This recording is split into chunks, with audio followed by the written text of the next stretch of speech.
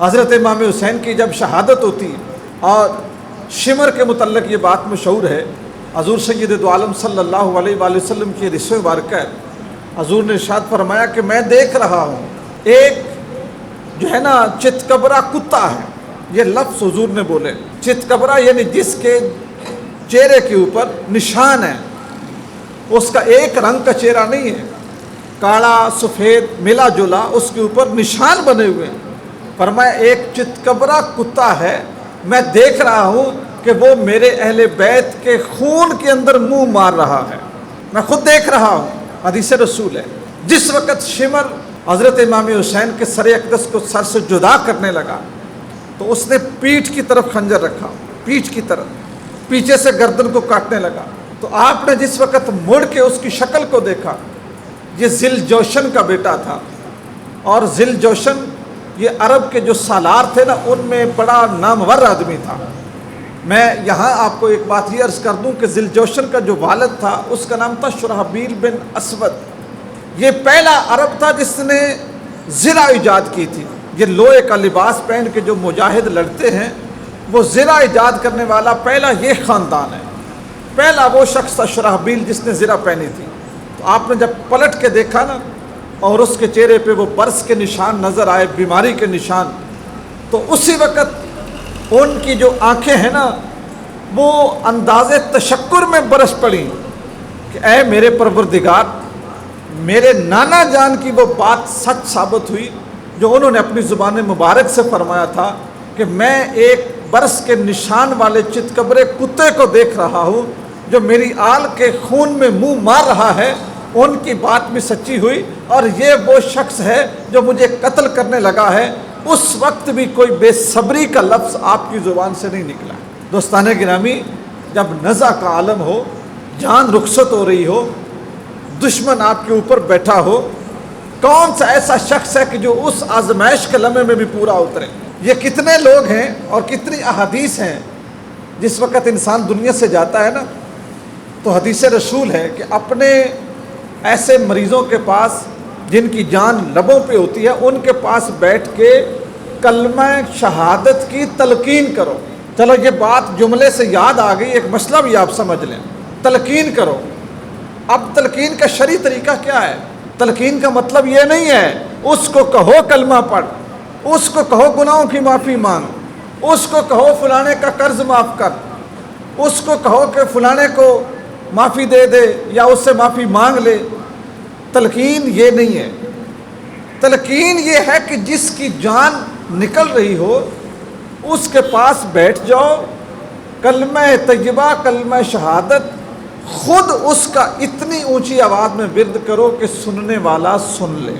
وہ شخص جو بیمار ہے، جس کی جان نکلنے والی ہے، جہاں کنی کا عالم ہے اور وہ دنیا میں چند گھڑیوں کا مہمان ہے، اس کو پڑھنے کا نہ کہو، اس کو سناؤ۔ اگر تم پڑھنے کا کہو گے تو تکلیف کا عالم ہے، جان نکل رہی ہے، روح جسم سے جدا ہو رہی ہے، اور یہ کوئی آسان سا عمل نہیں ہے جس کو ہم کہتے ہیں نا فلانیا میری جان پہ نکل دی۔ یہ کوئی چھوٹی سی بات نہیں ہے۔ ممکن ہے تم کہو پڑھ، وہ کہے میں نے نہیں پڑھنا، مجھ سے نہیں پڑھا جاتا، مجھے کیوں تنگ کرتے ہو؟ اس لیے ضروری ہے کہ اسے بولو نہیں کہ پڑھ، اسے کہو نہیں بلکہ اس کے ساتھ بیٹھ کے اونچی آواز میں پڑھو، تمہارا پڑھا ہوا سن کے وہ بھی پڑھے۔ یہ تلقین کا شرعی طریقہ ہے۔ تو کیوں تکلیف ہوتی ہے جب بندے کی جان نکلتی ہے؟ حضرت امام حسین جان نکلنے کا عالم ہے، اس شخص کو دیکھ کے اپنے نانا جان کی آیت، اپنے نانا جان کی نشانی، ان کی حدیث کو یاد کر رہے ہیں، ان کے فرمان کو یاد کر رہے ہیں۔ اور جس طرح حضرت علی المرتضیٰ شیر خدا رضی اللہ تعالیٰ عنہ، آپ کا وقت آخر آیا تو ظاہر ہے جب باپ دنیا سے جانے لگے تو کون سی ایسی اولاد ہے جس کی آنکھیں نہ ڈبائیں؟ اور پھر اولاد میں اور باپ میں بڑا فرق ہوتا ہے، بڑا فرق ہوتا ہے۔ باپ علی جیسا ہو اور اولاد حسن و حسین جیسی ہو تو یہاں پر تو جو محبت تھی اور جو پیار تھا، جو احسانات تھے، وہ سارے سامنے تھے نا۔ عجیب عالم تھا، دونوں بیٹے اپنے باپ کے سامنے کھڑے تھے نا، اور آنکھوں سے اشکوں کی لڑی جاری تھی۔ باپ کی شخصیت دیکھ رہے تھے کیونکہ وہ تو نزع کے عالم میں تھے، جو عملہ تھا اور عملے میں وہ بجھا ہوا جو نیزہ تھا اس کا جو نشان تھا، اس کے جو اثرات تھے، انہوں نے اتنا پریشان کر دیا تک کہ بچنے کی امید نہیں تھی۔ تو دونوں بھائی رو رہے تھے، آنکھیں برس رہی تھیں۔ حضرت علی المرتضیٰ شیر خدا رضی اللہ تعالیٰ عنہ، آپ کا یہ جملہ تاریخ دانوں نے بھی لکھا ہے، محدثین نے بھی لکھا ہے۔ آپ نے اپنے بیٹوں کو مخاطب کر کے کہا کہ اے میرا پتر، تمہیں رونے کی ضرورت نہیں ہے، فزت برب الکعبہ، اس کعبے والے رب کی قسم جہاں پہ میری پیدائش ہوئی تھی، تمہارا باپ دنیا سے کامیاب جا رہا ہے۔ میں جرم کر کے نہیں جا رہا، نقصان میں نہیں جا رہا، گھاٹے میں نہیں جا رہا، کامیاب جا رہا۔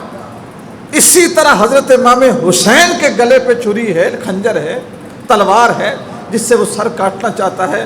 آپ اس کی طرف دیکھتے ہیں، اپنے نانا جان کی رسم مبارکہ کو یاد کرتے ہیں، نانا جان کے اسم مبارک اور ان کی اس کلام کو یاد کرتے ہیں، اور ساتھ ہی زبان پہ یہ جاری ہوتا ہے، اشہد ان لا الہ الا اللہ و اشہد ان محمدًا عبدہ و رسولہ۔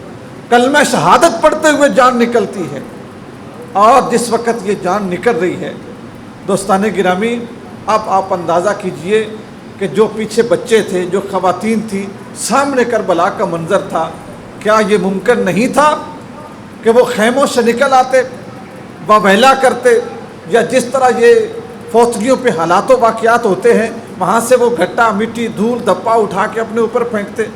صبر ہے۔